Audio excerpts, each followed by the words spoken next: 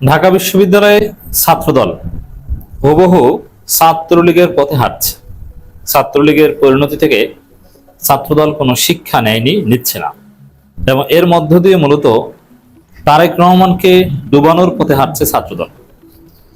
শেখ হাসিনার পতন, শেখ হাসিনার এই দুরবস্থা, কিংবা শেখ হাসিনা ফ্যাসিস্ট হয়ে ওঠা এবং শেখ হাসিনার প্রতি জনগণের তীব্র ঘৃণা, এগুলো নিয়ে যদি বিশ্লেষণ করেন দেখবেন যে নেপথ্যে অন্যতম কিরণক ছিল ছাত্রলীগ। ছাত্রলীগের লাগামহীন সন্ত্রাস, শিক্ষার্থী নির্যাতন, বেপরোয়া আচরণ, এগুলো পুরো আওয়ামী লীগ সরকারের প্রতি মানুষকে ক্ষুব্ধ করেছে। তরুণ প্রজন্মকে বিশেষ করে আওয়ামী লীগের প্রতি চরম ক্ষুব্ধ করে তুলেছিল।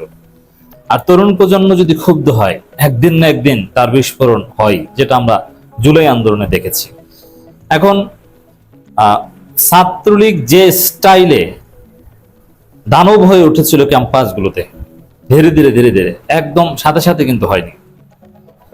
যেভাবে পাওয়ার প্র্যাকটিস করত, যেভাবে বিশ্ববিদ্যালয় প্রশাসনকে সাথে নিয়ে তারা দানব হয়ে উঠেছিল, হুবহু ওই পথেই হাঁটছে ছাত্রদল। দর্শক, ঢাকা বিশ্ববিদ্যালয়ের ফজলুল হক মুসলিম হলে একটা ঘটনা ঘটেছে। আপনারা জানেন যে হলের প্রভোস্ট এক বিএনপি কর্মী, বিএনপির এক পাঁচাটা দালাল, এবং বিএনপির পাওয়ারে শিক্ষার্থীদের প্রতি তার দায়বদ্ধতা এবং শিক্ষক সুলভ আচরণ, এগুলো ভুলে যে গুন্ডা আচরণে আবির্ভূত হয়েছেন।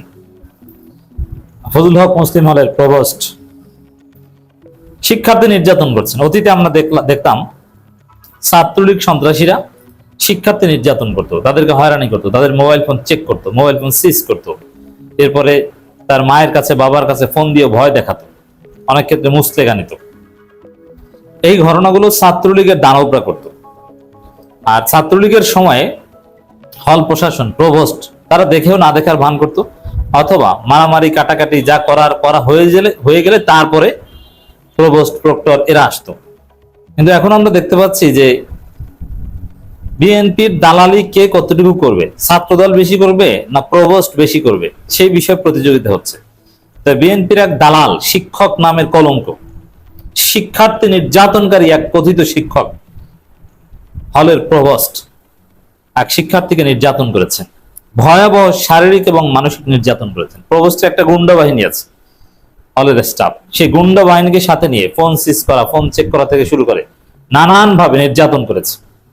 এবং সেই নির্যাতন বা এগুলো তো সিসিটিভিতে আছে, সেগুলো ডিসক্লোজ করার সাহস পাচ্ছে না।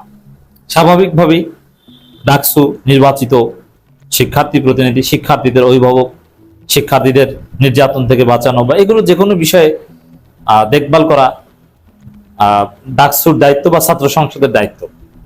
তো এটা নিয়ে ডাকসুর ছেলেরা এবং ফজলুল হক মুসলিম হলের ছাত্র নেতারা তারা ফেসবুকে পোস্ট করেছিল। মোটামুটি জাতীয়ভাবে এটা নিয়ে আলোড়ন সৃষ্টি হয়েছিল। ওই প্রভোস্টকে সবাই সিসি করছিল। এর মধ্যে যেহেতু এটা শারীরিক এবং মানসিক নির্যাতনের মতো বর্বর একটা সন্ত্রাসী কাণ্ড, শিক্ষার্থীরা এর জবাব চাচ্ছিল, প্রভোস্টের পদত্যাগ চাচ্ছিল, অনেকে সিসিটিভি ফুটেজ দেখতে চাচ্ছিল। ডাকসু নেতারাও সেখানে অনেকে ছিল এবং প্রভোস্টের কাছে জবাব চেয়েছিল, এটা হচ্ছে মূল। কিন্তু প্রভোস্ট ওই যে তার আচার আচরণ হচ্ছে গুন্ডা আচরণ। সে এক পর্যায়ে শিক্ষার্থীদের যৌক্তিক আন্দোলন, প্রশ্ন, এগুলো ধামাচাপা দিতে না পেরে বাঁচার জন্য শিক্ষার্থীরা এক পর্যায়ে তাকে অবরুদ্ধ করেছে। ছাত্রদল সন্ত্রাসীদের খবর দেয়, বহিরাগত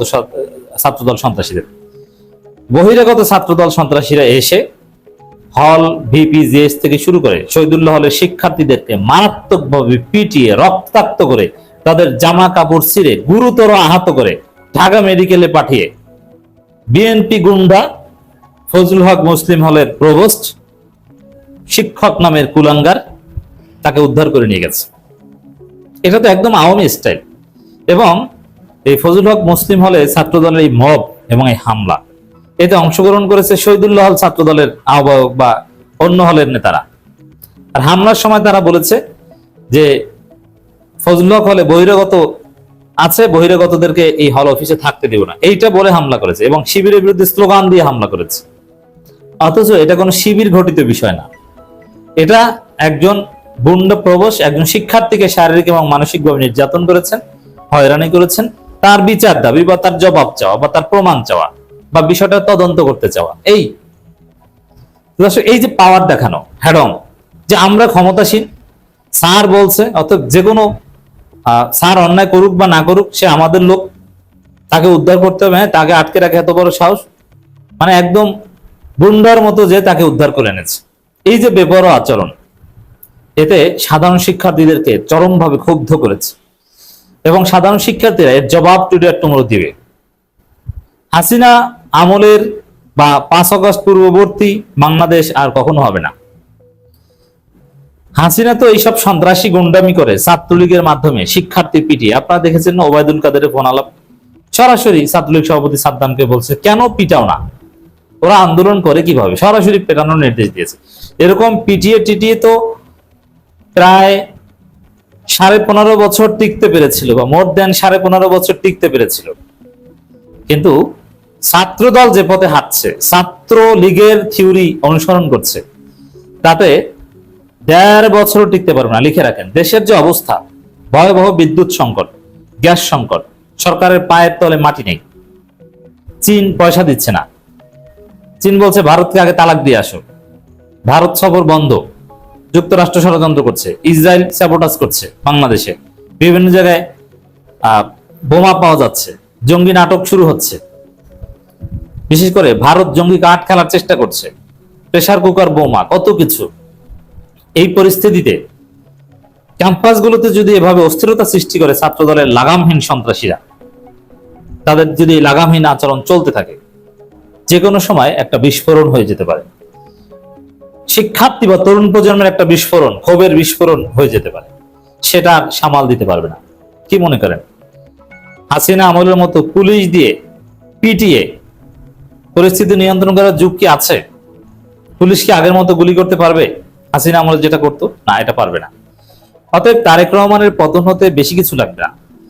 এই যে আজকে আমরা যেভাবে দেখলাম গভীর রাতে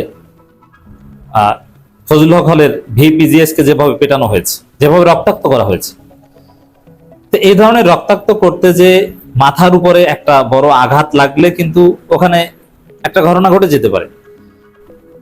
এই বিদ্যুতের দাবিতে জনগণ সোচ্চার, তাদের উপর বিএনপি যদি হামলা করে, একজন যদি নিহত হয়, পুরো দেশে আগুন জ্বলে যাবে। আমির হামজার গাড়িতে হামলা করেছে, আমির হামজার গাড়ির উপর যে ভয়াবহ আঘাতগুলো করেছে, ওই একটা আঘাত যদি আমির হামজার, আল্লাহ না করুক, মাথার উপর লাগতো, আমির হামজা ওইখানেই শেষ হয়ে যেত। তো দর্শক, এতে দিন শেষে তারেক রহমান টিকতে পারবে না। এই ছাত্রদল কোনো একটা অঘটন মনে হয় ঘটাবে, এরকম ছোট ছোট সন্ত্রাসী করতে করতে দেখবেন যে একজনের মাথার উপর একটা দিছে, শেষ। তারপর দেখবেন তারেক রহমানও নাই। তারেক রহমান নাই মানে তারেক রহমানের ক্ষমতা নাই, ও আকার এদিকে বসে আছে। এবং মানুষ রাজনৈতিক দলের প্রতি ধীরে ধীরে আস্থা হারাচ্ছে এবং বিরক্ত হচ্ছে, যে কোনো দলই ভালো না। আওয়ামী লীগকে ধাওয়া করে বাংলাদেশ থেকে তাড়িয়ে দিয়েছি, এরা খারাপ, বিএনপিও এখন সেম, ছাত্রলীগকে পিটিয়েছি, ছাত্রদলও সেম। মানুষ বলবে যে রাজনীতি ভালো, রাজনৈতিক দলই ভালো, সব বাদ দেন, ওয়াকার আপনি দেশ চালান। এরকম একটা পরিস্থিতি তৈরি হচ্ছে।